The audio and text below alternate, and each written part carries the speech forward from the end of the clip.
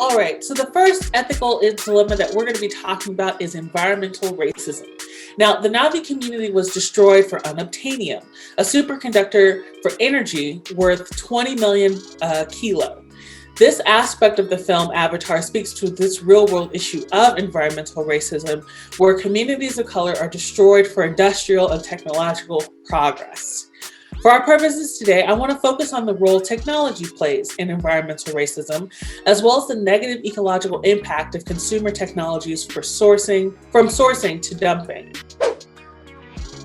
In an article by the World Economic Forum, examples such as poisoned tap water in Flint, Michigan, toxic waste dumps in the lower Rio Grande Valley, and a town in China where 80% of children have been poisoned by old computer parts are provided as examples of environmental racism.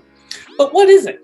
The article continues by saying, environmental racism is a form of systemic racism whereby communities of color are disproportionately burdened with health hazards through policies and practices that force them to live in proximity to sources of toxic waste, such as sewage works, mines, landfills, power stations, major roads, and emitters of airborne particulate matter.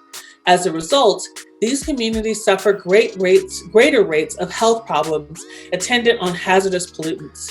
It was African-American civil rights leader Benjamin Chavez who coined the term environmental racism in 1982, describing it as a racial discrimination in environmental policymaking, the enforcement of regulation and laws, the deliberate targeting of communities of color for toxic waste facilities, the official sanctioning of the life-threatening presence of poisons and pollutants in our communities, and the history of excluding people of color from leadership of the ecology movements.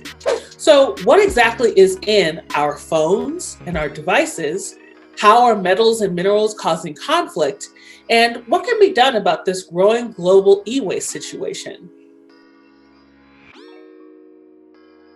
The other half of this month's ethical dilemma is related to the military's use of technology for harmful purposes.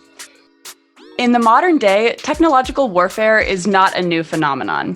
From Chinese fire lenses, which were the first guns ever made, to modern day combat drones, we have employed technology in warfare for centuries. So one new path for technological warfare has been met with lots of uncertainty and fear. This is the path of autonomous warfare. The worry here is that eventually drones and land-based or air-based robots will be the ones to take the battlefield instead of humans, possibly even without human supervision. The Campaign to Stop Killer Robots, which was formed in 2012, is a coalition of NGOs that is working to ban fully autonomous weapons to retain meaningful human control over the use of force. And the final piece of this ethical puzzle involves the actors of technological warfare. Though many people tend to believe that the military is the only organization working on creating these kinds of technology, the truth is that some of this technology has been created by private technology companies in secret rooms. Google's work on Project Maven was infamous for just this.